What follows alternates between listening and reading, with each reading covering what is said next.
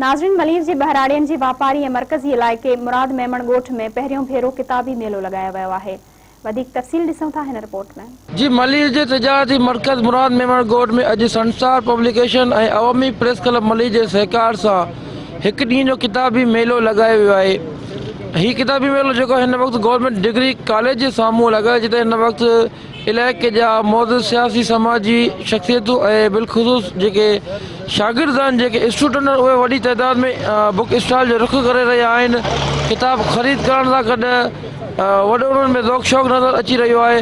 उन हवाले सां अॼु हिन किताबी मेले लॻंदड़ जेके घुमण माण्हू आया आहिनि, जेके ख़रीदारी करण, उन्हनि सां बि ॻाल्हि ॿोल कंदासीं ऐं जिन हीउ मेलो लॻायो उन्हनि सां ॻाल्हि ॿोल कंदासीं त हिन मेले लॻाइण जो मक़सदु कहिड़ो आहे ऐं हिन जा फ़ाइदा कहिड़ा आहिनि। अहिड़े क़िस्म जा जिते जिते साईं लगाया आहिनि, हिन मेमण ॻोठ समेत जिते ॿियनि बि जॻहियुनि ते बि लॻाया आहिनि। हीउ पहिरियों भेरो तारीख़ में जेको आहे हिननि इलाइक़नि में असीं अहिड़े क़िस्म जूं सरगर्मियूं शुरू कयूं आहिनि। हीअ मस्बत सरगर्मियूं पैदा कयूं आहिनि हिते जेको आहे शुरू कयूं आहिनि। हिन में असां सां मलीर जे दोस्तनि जो जेको अवामी प्रेस क्लब आहे, तमामु सुठो सहकार उन्हनि दोस्तनि जो रहियो आहे। उन्हनि दोस्तनि ई असांखे दावत ॾिनी हुई त हिते अहिड़े क़िस्म जी जेको आहे इवेंट थियणु घुरिजे ऐं असां अहिड़े क़िस्म जूं सरगर्मियूं जेको आहे ईंदड़ वक़्त में पंहिंजी जारी रखूं। असां हीअ संसार पब्लिकेशन जे तरफ़ां हीअ अॼु बुक फेयर लॻायो आहे। संसार पब्लिकेशन सॼी सिंध में ही मुहिम हलाए रही आहे, किताब दोस्त इल्म दोस्त मुहिम, जेका असां शुरूआति सचल ॻोठ खां कईसीं। डिसंबर खां वठी शुरूआति कईसीं, जंहिंमें असां 3 ॾींहं सचल ॻोठ में हीउ किताब अहिड़े क़िस्म जो किताब मेलो लॻायो। उनखां पोइ फवारा चौक ते कल्चर डे जे मौक़े ते बि असां हीउ पहिरियों भेरो संसार पब्लिकेशन खे इहो एज़ाज़ु आहे जो असां अदब ऐं कल्चर खे गॾे करे इहा मुहिम शुरू कई हुई। कराची बहराड़ियुनि में तमामु वॾो ख़ज़ानो आहे इल्म जो, तारीख़ी मागन मकाननि जो वॾो ख़ज़ानो आहे। फ़न अदब तारीख़ जा वॾा हिते शो आहिनि, पर उन्हनि खे मौक़ो न मिली सघियो आहे त उन्हनि खे हाईलाइट करे सघिजे। ऐं असां अवामी प्रेस क्लब तरफ़ां ऐं संसार पब्लिकेशन तरफ़ां गॾिजी अॼु मुल्क जे तारीख़ में पहिरियों किताबी मेलो मेमण ॻोठ में लॻायो आहे, जेको वापारी मरकज़ आहे मलीर जो। ऐं मूंखे खुदको हुयो त माण्हुनि में एॾो शौर न आहे ऐं किताबनि जी अहमियत खां वाक़ुफ़ु न आहिनि, पर सचपुच त जॾहिं मेलो स्टार्ट ई मक़सदु थियो सुबुह जो सवेर, त वॾी तइदाद में औरतूं, ॿारड़ा, नौजवान शागिर्द, हीअ पासे जेको कॉलेज हितां आदब आलम अदीब सियासी समाजी कारकुन वॾी तइदाद में आया। उन्हनि हज़ारे रुपए जा किताब ख़रीद कया।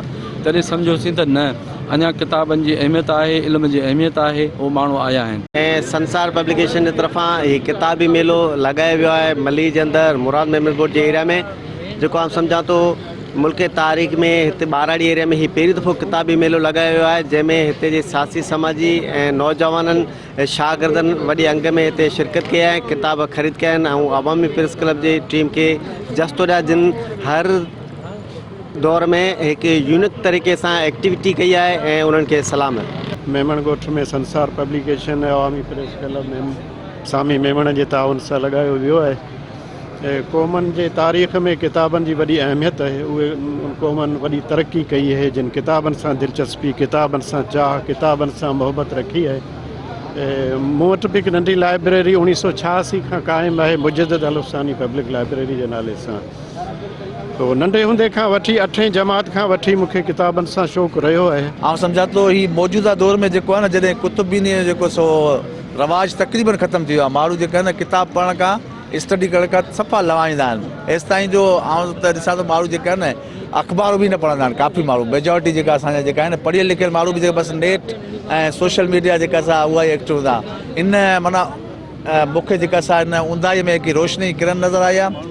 ऐं उमेद त असांजा जेके स्टूडेंट आहिनि, असांजा जेके नौजवान आहिनि, हिन मां फ़ाइदो वठंदा ऐं हिन सां जेको सो असांजे नौजवाननि में जेको सो पढ़ाई लिखाई जो जेको सो शऊर वधंदो। जनरल सेक्रेटरी मुंतखब हुआ और आज इंतहाई मुझे मसरत वो खुशी हुई है कि यहाँ पर जो कुतुब मेला का इनेकाद किया गया है, ये ऐसा इनेकाद है जिससे जो हमारे बच्चे जो हैं, ख़ास तौर पे नौजवान जो हैं, वो सो चुके थे, क्योंकि इंटरनेट और अपने मोबाइल की वजह से वो इस शऊर से बेशऊर हो गए थे।